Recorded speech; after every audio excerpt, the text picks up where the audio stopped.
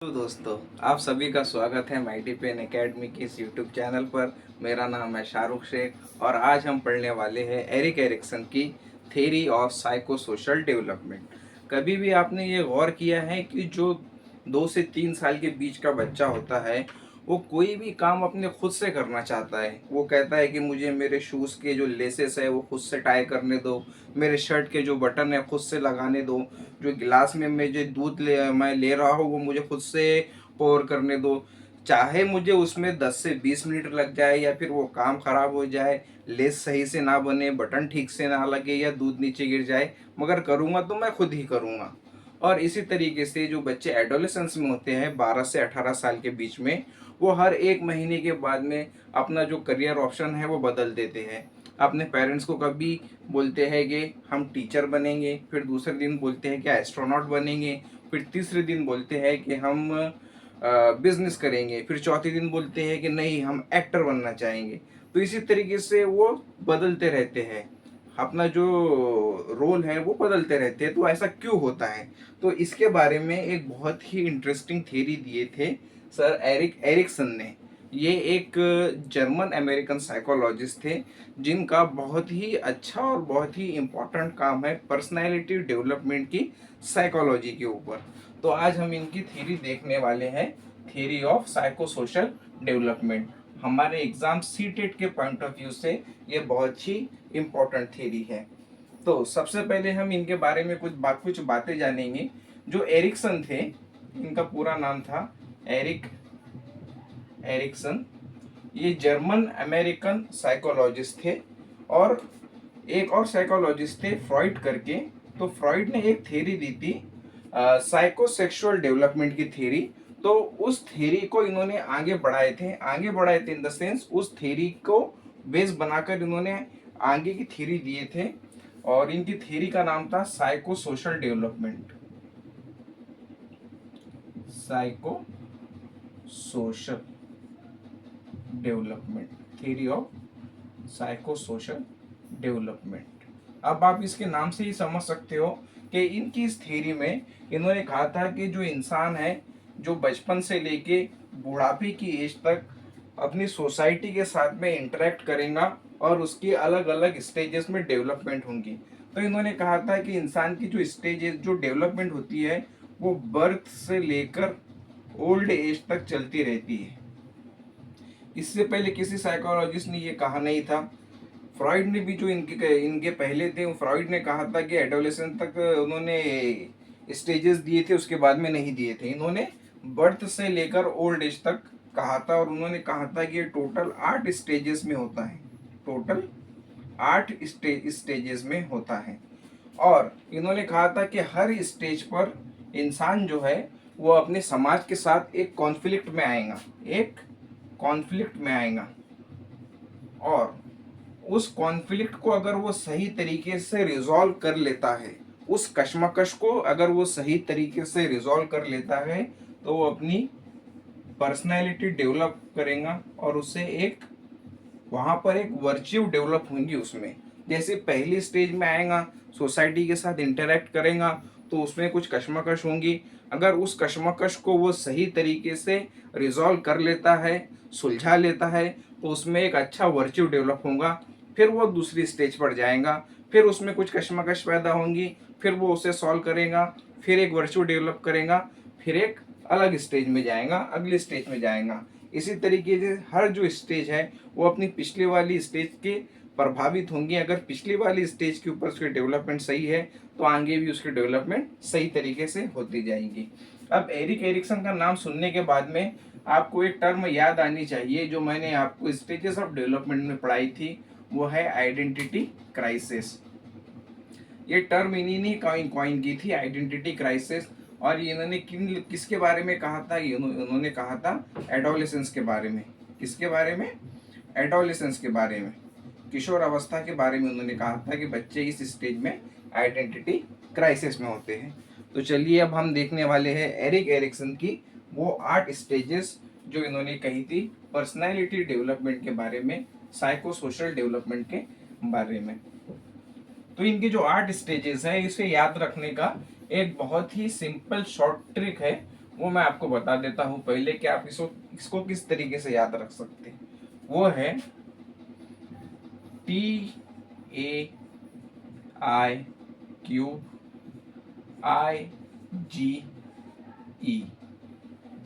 TAI⁻∗I_G_E।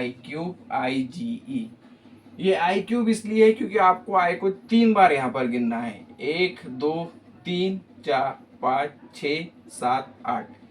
T से एक stage, आई से एक स्टेज, फिर ए से एक स्टेज, फिर एक आई से, फिर एक आई से, फिर एक आई से, फिर एक ये आई से, फिर एक जी से और फिर ये ई से। तो चलिए मैं आपको पहली स्टेज बताता हूँ वो क्या है। एरिक्सन ने कहा था कि जो पहली स्टेज है वो है trust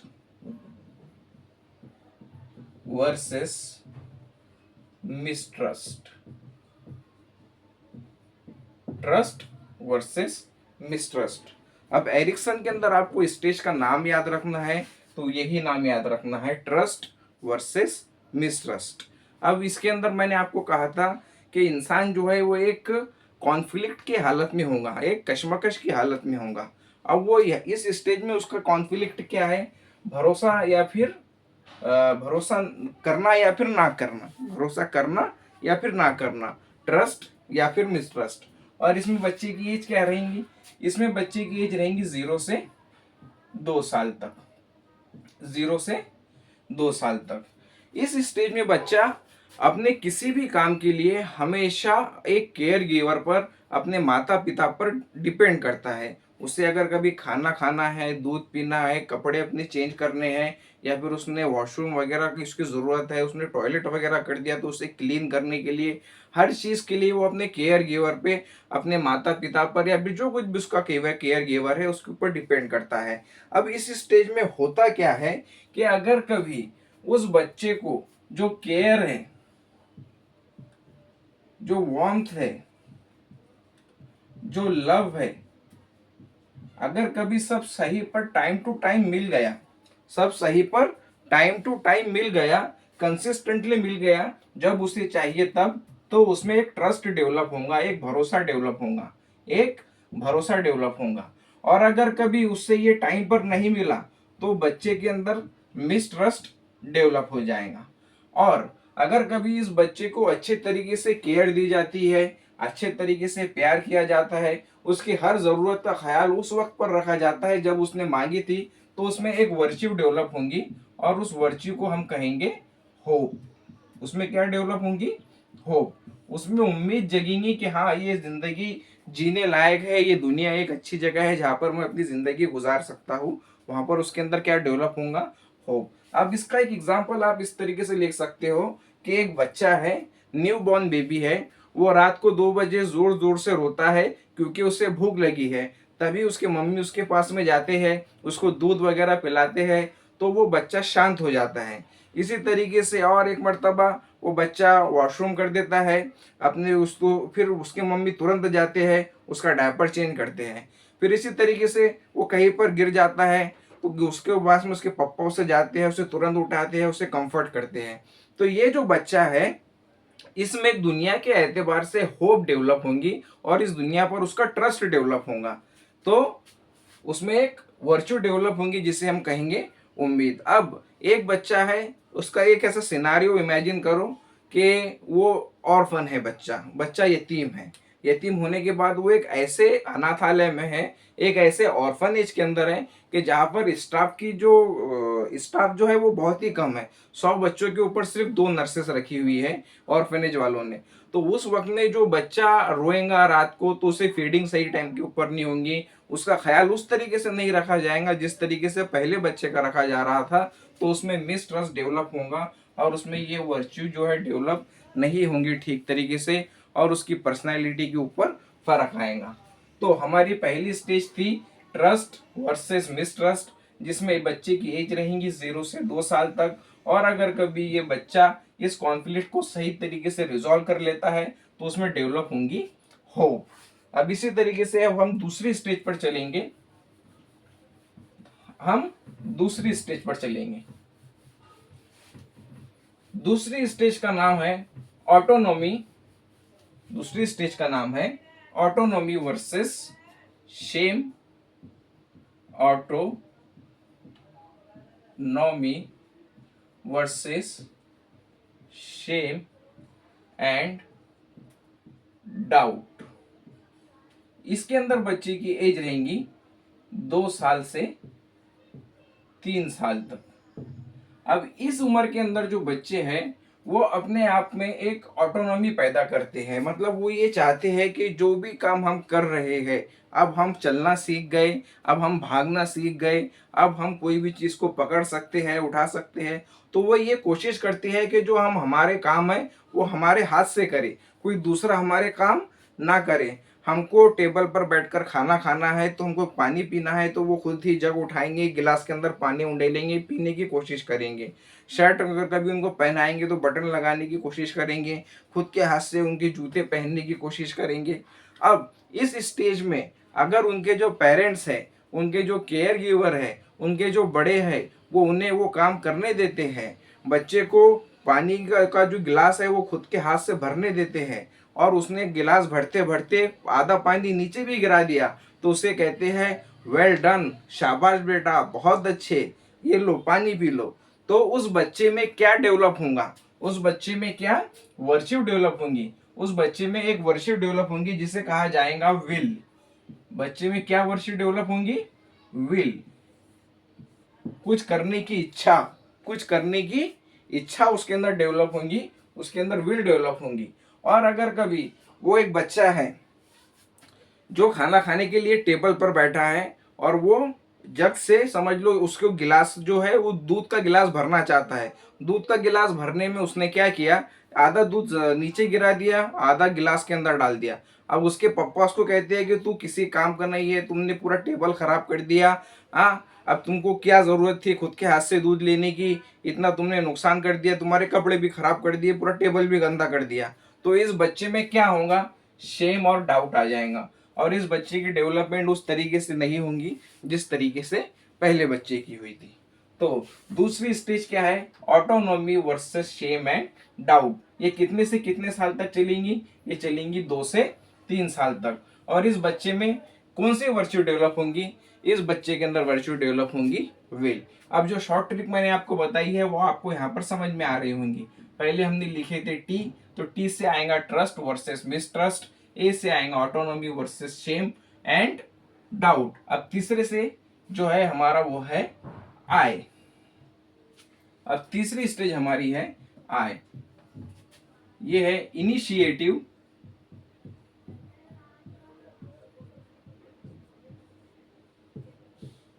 versus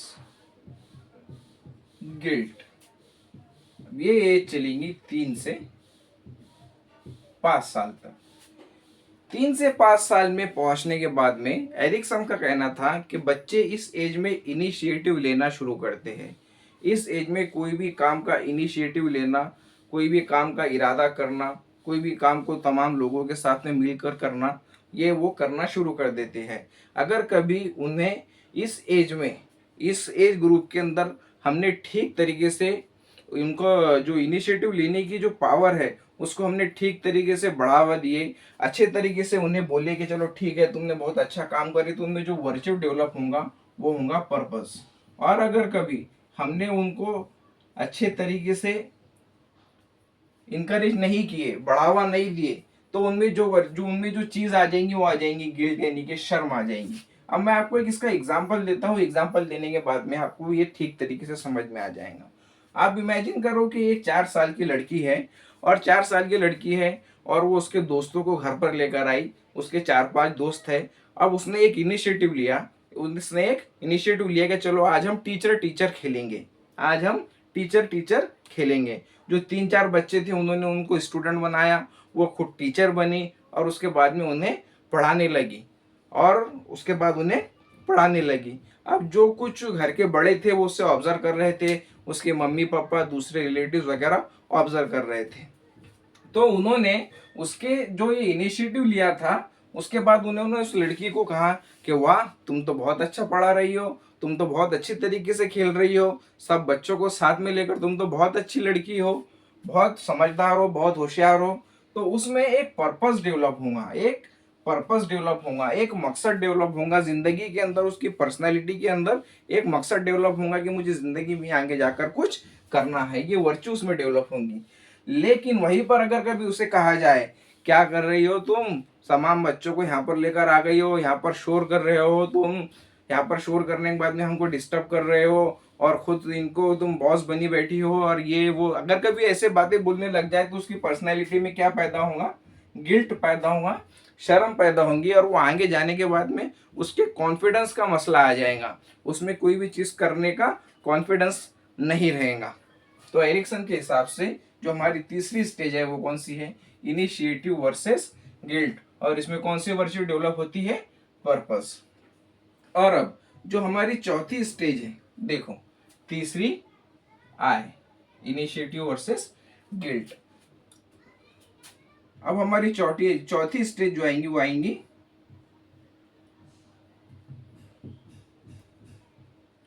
industry versus inferiority,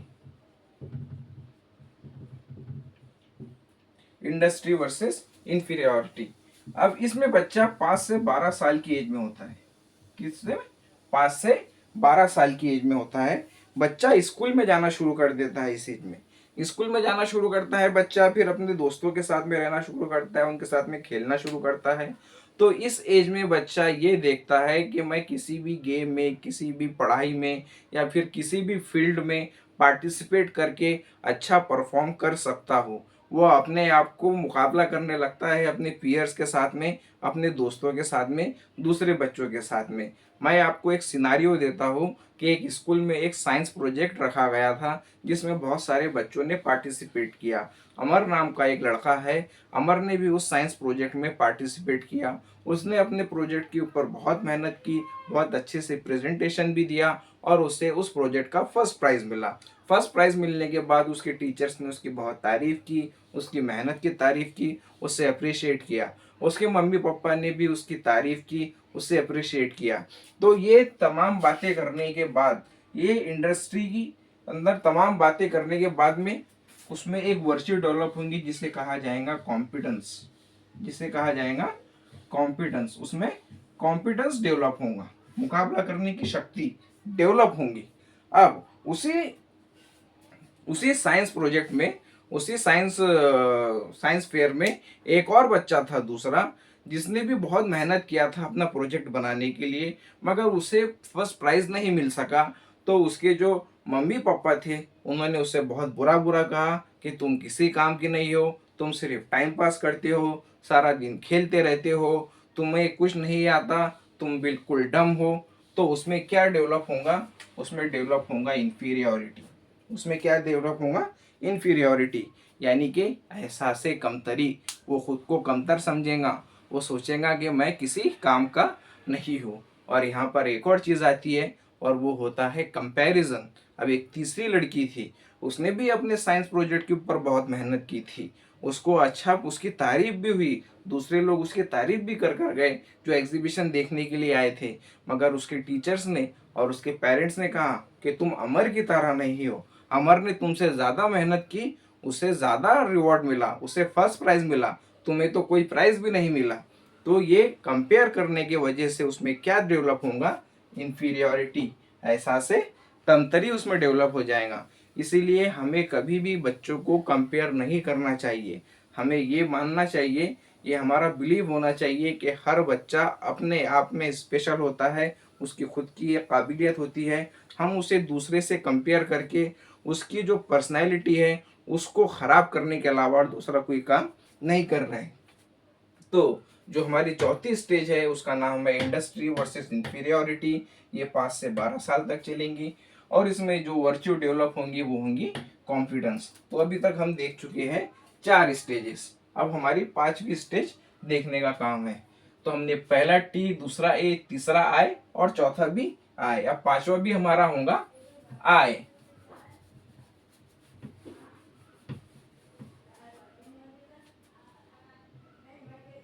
पांचवा है आइडेंटिटी वर्सेस रोल कंफ्यूजन। और ये कितने से कितने एज तक रहेंगी? ये रहेंगी 12 से 18 साल तक, 12 से 18 साल तक। अब इस एज में जो बच्चे हैं वो एडोलेसेंस में रहते हैं। किस में रहते हैं? एडोलेसेंस में रहते हैं, किशोर अवस्था में रहते हैं, सने बुलुगत में रहते हैं। तो इस एज में बच्चों में एक कंफ्यूजन रहता है कि मैं कौन हूँ, मैं हूँ कौन, हु एम आई, क्या मैं एक बच्चा हूँ, क्या मैं एक एडल्ट हूँ, अभी मुझे कुछ समझ में नहीं आ रहा। तो ये एक कंफ्यूजन की स्टेज रहती है, जिससे एरिक्सन ने कहा भी था कि ये आइडेंटिटी क्राइसिस में रहते हैं बच्चे। किस में रहते हैं? आइडेंटिटी क्राइसिस में रहते हैं। अब इस स्टेज का मैं आपको एक एग्जांपल दूंगा कि इस स्टेज में एक लड़का है, वो अपने पेरेंट्स से कहता है पहले दिन जाकर के मुझे पायलट बनना है, मुझे पायलट बनना है। फिर दूसरे दिन जाकर कहता है कि नहीं, मेरा पायलट बनने का मन नहीं है, मुझे टीचर बनना है। फिर तीसरे दिन जाकर कहता है कि मुझे डॉक्टर बनना है। चौथे दिन जाकर कहता है कि मुझे फैशन डिजाइनर बनना है। तो इसी तरीके से तमाम वो अपने रोल के अंदर कंफ्यूज रहता है। तो उसके पेरेंट्स इसमें उसे सपोर्ट करते हैं। वो समझते हैं कि जो बच्चे की एज है ये कंफ्यूजन वाली एज है, ये अलग अलग तरीके के करियर पॉइंट जो है, करियर पाथ जो है वो एक्सप्लोर करेगा, और आखिर में जो चीज़ इसे सबसे ज़्यादा पसंद होगी उस पर आकर रुक जाएगा, और इसकी पर्सनैलिटी अच्छे तरीके से डेवलप होंगी। और जो दूसरा बच्चा है जिसे इस तरीके का एक्सप्लोर करने नहीं दिया गया, उसे बस कह दिया गया कि बेटा फरहान कुरैशी की तरह कि मेरा बेटा इंजीनियर बनेगा, तो मेरा बेटा इंजीनियर ही बनेगा। उसे किसी कोई दूसरा करियर पाथ जो है एक्सप्लोर नहीं करने दिया, तो उसमें जिंदगी भर कंफ्यूजन रहेगा, जिंदगी भर कंफ्यूजन रहेगा। और जो बच्चा जिसे अच्छे तरीके से एक्सप्लोर करने दिया गया, उसमें एक वर्च्यू डेवलप होंगी जिसे कहा जाता है फिडेलिटी, जिसे कहा जाता है फिडेलिटी। फिडेलिटी का मतलब होता है ईमानदारी, या फिर अपने आप को एक्सेप्ट करना कि मैं कौन हूँ, अपनी आइडेंटिटी के साथ में एक्सेप्टेंस, अपने आप को कबूल करना कि मैं क्या हूँ, इसे कहा जाता है फिडेलिटी। अब ये क्या कहा जाएगा, इसका एग्जाम्पल देता हूँ मैं आपको कि राहुल नाम का एक लड़का है, उसे बच्चों को पढ़ाने का बहुत शौक था। उसने ये डिसाइड किया कि मैं टीचर बनूंगा। उसके जो दूसरे दोस्त थे उन्होंने उससे कहा भी कि भाई तू इंजीनियर बन, तू होशियार भी है, तेरा पेपर भी निकल जाएंगे। और उसने कहा कि नहीं, मेरा इंटरेस्ट टीचिंग में है, इसलिए मैं टीचर बनूंगा, मुझे ये काम अच्छा लगता है। तो उसमें क्या वर्च्यू डेवलप हो चुका है, उसमें डेवलप हो चुका है फिडेलिटी। और ये सबसे फेवरेट स्टेज है सीटेट की। इस स्टेज से आपको बहुत सारे क्वेश्चन पूछे जाएंगे। और एरिक्सन फेमस भी इसलिए है कि उन्होंने एडोलेसेंस को कहा था आइडेंटिटी क्राइसिस की स्टेज। तो ये इस स्टेज का नाम क्या होगा? Identity versus role confusion. Age क्या होंगी? 12 से 18 साल की। और इसमें वर्चू क्या डेवलप होंगी? फिडेलिटी। अब ये जो 5 स्टेजेस मैंने आपको बताई है, ये पांचों स्टेज सबसे ज्यादा इंपॉर्टेंट है हमारे सीटेट के एग्जाम के लिए, क्योंकि हमें सिर्फ 18 साल तक के बच्चों के साथ ही डील करना होता है। इसके ऊपर के बच्चों के साथ हम डील नहीं करते। मगर एरिक्सन ने इसके बाद भी 3 स्टेजेस और दी थी, 6, 7, 8, जिन्हें हम IGE कहते हैं, वो भी मैं आपको बताता हूँ। लेकिन ये पांचों स्टेज आपको बिल्कुल अच्छे से याद रखनी है, ठीक है? तो चलिए हम आखिरी के 3 स्टेजेस अभी देखने वाले हैं कि क्या है।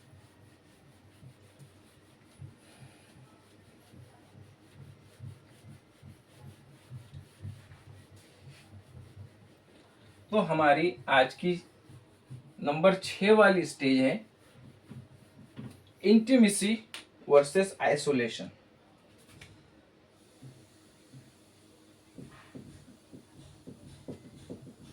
Intimacy versus isolation.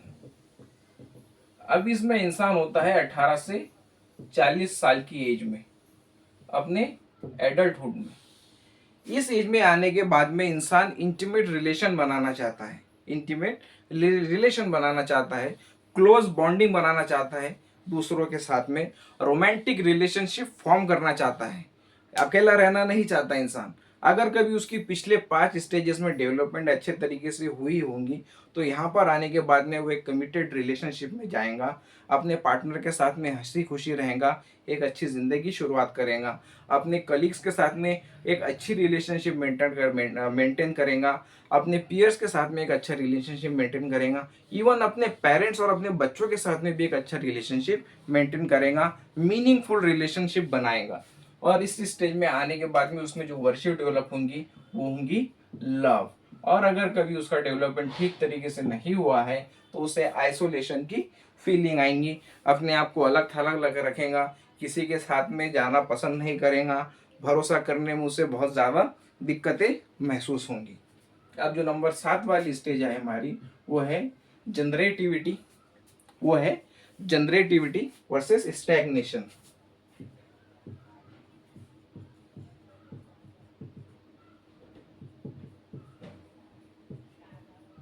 स्टैग्नेशन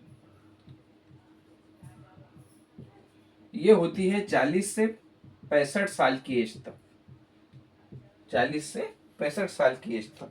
इस एज में आने के बाद में अगर उसका पुराना डेवलपमेंट बहुत अच्छे तरीके से हो चुका है, उसने इंटीमेट रिलेशन बना लिए, मीनिंगफुल रिलेशनशिप बना लिए, हम सबके साथ में अच्छे से रहता है, तो फिर इस स्टेज में आने के बाद वो अपनी सोसाइटी को कुछ वापस देना चाहेगा। वो सोसाइटी के भले के लिए कुछ करना चाहेगा। वो दूसरे बच्चों को पढ़ाएगा, वो टीचिंग करेगा, कोच करेगा, अपने खुद के घर के अंदर मतलब सोसाइटी के लिए मैं क्या कुछ अच्छा कर सकता हूँ, मैं लोगों को क्या दे सकता हूँ। वो इस स्टेज में बच्चों के इस स्टेज में आने के बाद इंसान के अंदर आ जाता है। और इस स्टेज में उसमें जो वर्च्यू डेवलप होती है वो होती है केयर। वो केयर करेगा अपने समाज की, अपने सोसाइटी की। वो ये सोचेगा कि मैं यहाँ पर जो सोसाइटी के गरीब बच्चे हैं उन्हें किस तरीके से पढ़ाऊँ, उन्हें किस तरीके से अपलिफ्ट करूँ, मेरी सोसाइटी के अंदर मैं किस तरीके से कुछ अच्छा काम शुरू कर सकता हूँ। क्या मैं एक लाइब्रेरी खोल दूँ इनके लिए, क्या मैं एक ग्राउंड बना दूँ, या फिर कुछ ऐसी चीज़ शुरू कर दूँ जिसकी वजह से सबका भला हो। और अगर कभी उसमें वो चीज़ डेवलप नहीं हुई तो उसमें आएगा स्टैग्नेशन। स्टैग्नेशन का मतलब होता है एक जगह के ऊपर अपने आप को बंधा हुआ, घुटा हुआ महसूस करना। वो घुटा हुआ महसूस करेगा अपने आप को। क्या महसूस करेगा? अपने आप को बंधा हुआ महसूस करेगा, हर चीज़ से चिढ़ेगा, किसी से अच्छे तरीके से बात नहीं करेगा। ये उसमें आएगा स्टैग्नेशन। अब जो नंबर 8 की हमारी और जो आखिरी है वो हमारी स्टेज होती है ego integrity versus despair. Ego integrity versus despair. ये आती है 65 अबव। ईगो इंटीग्रिटी का मतलब होता है कि अपने आप के साथ में संतुष्ट होना कि जो जिंदगी मैंने जी है मैं उससे खुश हूँ, मुझे किसी तरीके का कोई रिग्रेट नहीं। जो काम मैं करना चाहता था मैंने किया, जो चीज़ें मैं करना चाहता था मैं उनसे खुश हूँ। जो ज़िंदगी में जीना चाहती थी उससे मैं खुश हूँ। जो काम मैं करना चाहती थी मैंने किए, जो चीज़ें मैं करना चाहती थी मैंने की। इसे कहा जाता है ईगो इंटीग्रिटी।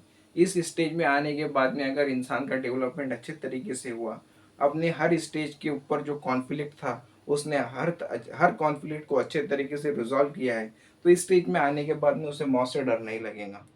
मौत से डर नहीं लगेगा। लेकिन अगर कभी ठीक तरीके से नहीं हुआ तो वो डिस्पेयर की हालत में रहेगा। और डिस्पेयर की हालत में रहने के बाद में उसे बहुत सारे रिग्रेट्स होंगे। अगर मैं ये कर लेता तो ये हो जाता, अगर मैं ये कर लेता तो ये ऐसा ना होता, शायद मैंने उस टाइम के ऊपर ये कर लिया होता। तो फिर उसकी ज़िंदगी डिस्पेयर के अंदर जाएंगी, उसमें बहुत सारे रिग्रेट होंगे। मगर अगर कभी उसने सारे काम अच्छे तरीके से किए हैं, उसके जो डेवलपमेंट है अच्छे तरीके से हुए हैं, तो उसमें यहाँ पर जो वर्च्यू डेवलप होगा वो होगा विजडम। जो वर्च्यू डेवलप होगा वो होगा विजडम। ये इस इंसान की ज़िंदगी को पूरी पूरी ज़िंदगी को एरिक्सन ने इन 8 स्टेजेस में बता दिया है। और अब हमारे आसपास की ज़िंदगी में भी देखो, आसपास के लोगों को भी देखो, आपको हर इंसान की ये इन कॉन्फ्लिक्ट से उलझता हुआ मिल जाएगा। या तो उसे रिजॉल्व कर लेगा, आगे बढ़ जाएगा, या फिर रिजॉल्व नहीं कर पाएगा और उसकी डेवलपमेंट जो है वो ठीक तरीके से नहीं होंगी। बहुत सारे लोग हमने भी देखे हैं जो अपनी ज़िंदगी के अंदर कुछ नहीं कर पाए तो आखिरी उम्र में जाने के बाद में कहते हैं कि काश मैं ये कर लेता, काश मैं ये कर लेता। इस वक्त में आप लोगों के सामने भी पूरी ज़िंदगी पड़ी है, आपके पास में पढ़ने का टाइम है अभी। तो मैं आपको यही सलाह दूंगा कि अभी आपका पढ़ने का टाइम है, अच्छे तरीके से पढ़ लो, अच्छे तरीके से मेहनत कर लो। ये एग्ज़ाम जो आपको क्रैक करना है ना, ये सिर्फ एक एग्ज़ाम नहीं है, आपकी आने वाली ज़िंदगी का मतलब फाउंडेशन है पूरा। बाकी आपके पास में पूरी ज़िंदगी पड़ी है चिल करने के लिए, मौज करने के लिए। मगर ये जो टाइम है आपका, अगर कभी ये चले गया ना तो ये फिर से वापस लौट कर नहीं आएगा। 65 की एज में जाने के बाद में आपके अंदर डिस्पेयर वाली फीलिंग नहीं होनी चाहिए। आप में ईगो इंटीग्रिटी होना चाहिए। और आपको हर मौके के ऊपर सपोर्ट करने के लिए मैं खड़ा हूँ यहाँ पर। मेरा आपसे इतना ही कहना है कि आप थोड़ी सी मेहनत करो, थोड़ी सी कोशिश करो, एक कदम आगे लेकर आओ, अपना हाथ बढ़ाओ। पकड़ने के लिए यहाँ पर मैं हूँ, आपको संभालने के लिए मैं यहाँ पर हूँ। आप बस मेहनत करो अच्छे तरीके से। जो कुछ भी आपको मटेरियल्स लगता है, जो लेक्चर्स लगते हैं, जो पीडीएफ लगती है, वो सारी की सारी मैं आपको देने के लिए तैयार हूँ, बशर्ते कि आप खुद मेहनत करने के लिए रेडी रहो। ओके, तो ये जो 8 स्टेजेस है हमने एरिक्सन की वो देख लिए। अब हम इसका एक क्विक अपने रिवीजन कर लेंगे, जो इम्पोर्टेंस है कि इसमें कॉन्फ्लिक्ट कौन सा होता है, कौन सी एज में होते हैं, और इसमें वर्च्यू क्या डेवलप होती है। चलो, तो जो 8 स्टेजेस है हम उनको एक एक कर कर देखेंगे। तो हमारी सबसे पहली स्टेज क्या थी? Trust versus mistrust. इसकी एज क्या थी सर? 0 से 2 साल तक। इसमें वर्च्यू क्या डेवलप हुआ था? होप, उम्मीद। दूसरी स्टेज थी autonomy versus shame and doubt. इसकी एज क्या थी? 2 से 3 साल तक की। और इसमें क्या वर्च्यू डेवलप हुआ था? विल। और तीसरी स्टेज थी इनिशिएटिव वर्सेस गिल्ट। ये कितने से कितने साल तक थी? ये थी 3 से 5 साल तक। और इसमें क्या वर्च्यू डेवलप हुआ था? इसमें वर्च्यू डेवलप हुआ था पर्पस, मकसद। चौथी कौन सी स्टेज थी हमारी? Industry versus inferiority. ये कब से कब तक थी? ये थी 5 से 12 साल तक। और इसमें क्या डेवलप हुआ था सर? इसमें डेवलप हुआ था कॉम्पिटेंस। क्या? कॉम्पिटेंस। पांचवी स्टेज कौन सी थी? Identity. Identity versus role confusion. Role confusion. Adolescence की एज 12 से 18 साल। और इसमें कौन सा वर्च्यू डेवलप हुआ था? फिडेलिटी। छठी स्टेज कौन सी थी? छठी स्टेज कौन सी थी? मुझे भी याद आ रहा है, intimacy versus isolation. Intimacy versus isolation. ये चलेंगी 18 से 40 साल तक। और इसमें कौन सा वर्च्यू डेवलप होगा? लव। नंबर 7 कौन सी थी? जनरेटिविटी। Generativity versus stagnation. ये 40 से 65 ईयर्स तक। और इसमें डेवलप होती है केयर नाम का वर्च्यू। और लास्ट होता है हमारा ego integrity. Ego integrity versus despair. ये होता है 65 प्लस ईयर्स में। और डेवलप होता है विजडम नाम का वर्च्यू। अब ये जो पूरा मैंने आपको लिख कर दिया, ये आपको बिल्कुल ज़बानी याद होना चाहिए। बिल्कुल ज़बानी याद होना चाहिए। पहली स्टेज है हमारी ट्रस्ट वर्सेस मिसट्रस्ट, 0 से 2 साल तक चलेंगी। और इसमें हमारी जो वर्च्यू डेवलप होंगी वो होंगी होप। बच्चा इस एज में सबसे हमेशा अपने पेरेंट्स पर और केयर गिवर पर डिपेंड करता है, खाना खिलाने के लिए, उसे कपड़े पहनाने के लिए, हर चीज़ के लिए। अगर उसे सही टाइम के ऊपर केयर मिलती है, सही टाइम के ऊपर खाना वगैरह दिया जाता है, प्यार किया जाता है, तो उसमें होप डेवलप होगा। दूसरे नंबर पर है autonomy versus shame and doubt. 2 से 3 साल का बच्चा है, हर काम खुद करने की कोशिश करेगा। उससे अगर अप्रिशिएट किया जाता है तो उसमें विल डेवलप होंगी। अप्रिशिएट नहीं किया जाता है तो वो शेम और डाउट में रहेगा। 3 से 5 साल का जो बच्चा है उसमें इनिशिएटिव वर्सेस गिल्ट का कॉन्फ्लिक्ट रहेगा।